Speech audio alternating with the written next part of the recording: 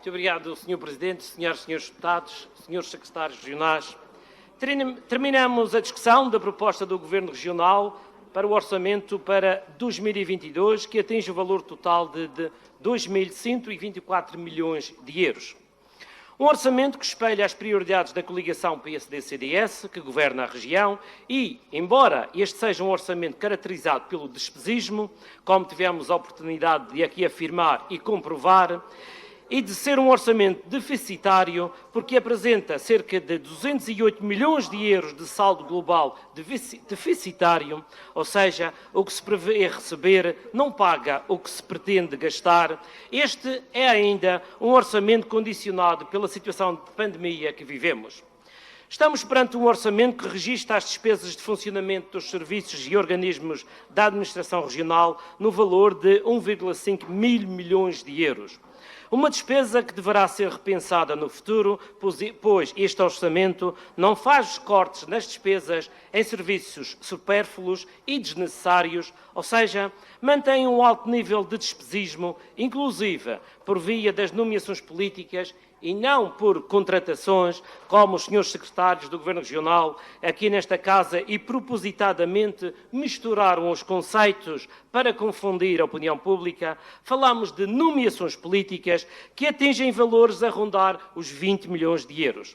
Temos ainda 22 milhões de despesas com sociedades de desenvolvimento falidas e incluindo despesas com a Madeira Parques Empresariais. O mais recente e atualizado Boletim de Execução Orçamental refere que o passivo acumulado da Administração Pública Regional, reportado ao final de outubro de 2021, ascendia a 135,8 milhões de euros. Um passivo bastante alto para ser suportado pelos contribuintes.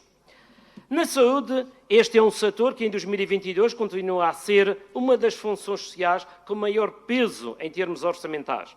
No entanto, constatamos uma redução do valor do orçamento para a saúde na ordem dos 104 milhões de euros. Para os responsáveis das Finanças e da Secretaria da Saúde, bem como para o próprio Presidente do Governo Regional, esta redução deve-se ao não pagamento de horas extraordinárias no próximo ano, à redução dos recursos humanos e ao não pagamento de investimentos que já foram executados e pagos. Mas numa análise mais pormenorizada do orçamento, o que verificamos são cortes relativamente ao ano 2021 em projetos e medidas como sejam. Menos 6,4 milhões de euros para os internamentos em casas de psiquiatria e respostas à saúde mental e envelhecimento. Menos 2,7 milhões de euros para o plano de expansão da rede de cuidados continuados integrados com psiquiatria e pediatria e contrato-programa de adesão à rede. Tudo isto quando os indicadores referem que houve um aumento de 81% face ao ano anterior de internamentos em pedopsiquiatria, ou seja, internamento de crianças e jovens com problemas psiquiátricos. Neste orçamento temos também menos 300 mil euros para o Programa de Recuperação de Cirurgias e Programa Especial de Acesso a Cuidados de Saúde. Programa de Recuperação de Cirurgias, Programa Especial de Acesso a Cuidados de Saúde, que em conjunto tem um valor na ordem dos 6,6 milhões de euros, quando em 2021 eram 6,9 milhões de euros. Cortes na saúde que contrastam com o aumento das listas de espera para a cirurgia, que já ascendem aos 20 mil pessoas à espera por uma cirurgia, muitas delas há vários anos a aguardar pela cirurgia. O reforço, segundo a Secretaria da Saúde, para combate às listas de espera é de 1 milhão de euros. 1 milhão de euros. Um valor simbólico que contrasta com os 20 milhões de euros para centenas e centenas de nomeações políticas de pessoas afetas ao PSD e ao CDS. A proposta de PIDAR prevê um volume de despesas de investimento na ordem dos 764 milhões de euros, o que corresponde a menos 36 milhões de euros que o último PIDAR, contrariando-se assim, desta forma, a evolução crescente que vinha acontecendo. No orçamento para a Secretaria Regional da Inclusão Social e Cidadania, verifica-se um corte superior aos 24 milhões de euros. Neste sentido, esta Secretaria teve de fazer cortes no lado da despesa. E então, num período em que se deveria apostar mais em medidas e políticas ativas de emprego, neste período de retoma da economia, o Governo Regional opta por reduzir as verbas destinadas às medidas ativas de emprego, passando de 17,1 milhões de euros para 9,8 milhões de euros. Ou seja, por outras palavras, um corte de 7,3 milhões de euros. Outro corte aconteceu no complemento regional para idosos, que passou de 4,5 milhões em 2021 para 4 milhões em 2020. Além deste corte, ficou bem provado ao longo da discussão deste orçamento que a taxa de execução desta medida em 2021 foi na ordem dos 24%, o que corresponde a 1,1 milhões de euros para 1.345 idosos. Uma taxa de execução muito baixa para quem previa, em julho de 2021, que esta medida chegasse aos 6.800 idosos e atingisse valores na ordem dos 6 milhões de euros, dito pela senhora secretária da Inclusão na altura, portanto, a senhora secretária Augusta Aguiar. As burocracias para aceder a este complemento regional para os idosos em muito justifica esta baixa taxa de execução da medida. Logo, urge alterar a estratégia e os procedimentos para que os idosos possam ter acesso a este apoio social. Este é um orçamento que, na Secretaria do Ambiente, prevê uma redução acentuada nos investimentos. Para além da redução do orçamento para esta Secretaria em mais de 6 milhões de euros, constatamos na mesma um conjunto de investimentos desajustados das necessidades e prioridades em matéria de ambiente. Ora, vejamos. Temos um investimento de 12 milhões de euros para uma estrada, a famosa Estrada das Ginjas, que entre 2021 e 2022 não saiu do plano das intenções, que é o mesmo que dizer que não saiu do papel, mas teve um aumento na ordem dos 2 milhões de euros. 2 milhões de euros, aliás, desculpem, 12 milhões de euros para destruir sítios da rede Natura 2000, incluindo Lauro Silva, e depois temos um investimento residual de 260 mil euros para a gestão das nossas áreas protegidas.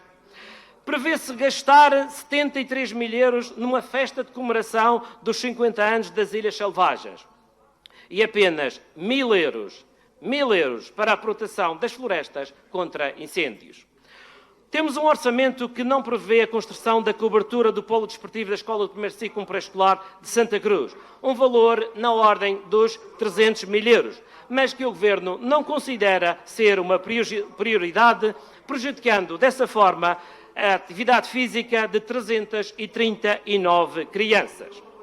Temos um orçamento que para o próximo ano não prevê alterações no IVA, com a justificação de que não teria impacto no consumidor final. Não foi isso que defendeu o CDS ao longo de anos e anos, até chegar ao Governo Regional em 2019. A partir de 2019, o CDS via luz e viu que andou enganado e a enganar os seus eleitores durante anos.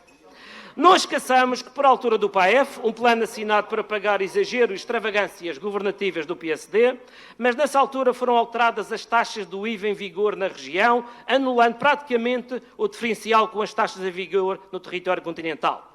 O PAEF, entretanto, findou, mas as taxas em vigor não sofreram qualquer alteração. Não havendo reversão destas taxas e, futuramente, não se prevê nem se sabe se voltará a acontecer.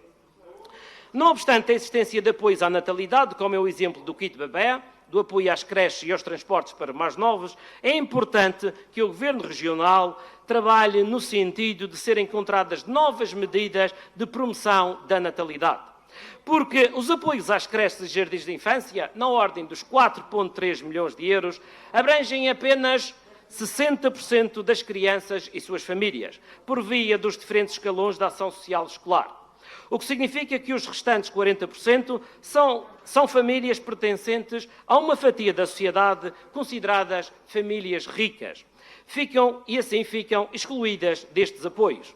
No entanto, a realidade é que grande parte destes 40% são famílias da classe média que tudo pagam e poucos direitos têm a apoios. Famílias estas que ganham o suficiente para viver o dia-a-dia. Algumas delas chegam ao fim do mês com dificuldades para fazer face às despesas físicas às despesas fixas mensais. Esta é uma realidade. Em síntese, e embora este seja um orçamento caracterizado pelo despesismo e de ser um orçamento deficitário, este é ainda um orçamento condicionado pela situação de pandemia. Por isso, e apesar das várias opções orçamentais em que o JPP não se revê e para as quais apresentou medidas alternativas, tendo sido algumas delas aprovadas pela maioria PSD-CDS, nomeadamente para a área social e cultural, o sentido de voto do JPP é coerente com uma visão humanista e fraternidade para com todos aqueles que precisam do papel do Estado na ajuda ao tecido social e económico, neste período adverso legitimado pela situação de pandemia que vivemos. E termino citando uma frase que li algures. Não existe borracha capaz de apagar o passado, mas existirá sempre um lápis para escrever o futuro. Muito obrigado. Muito obrigado.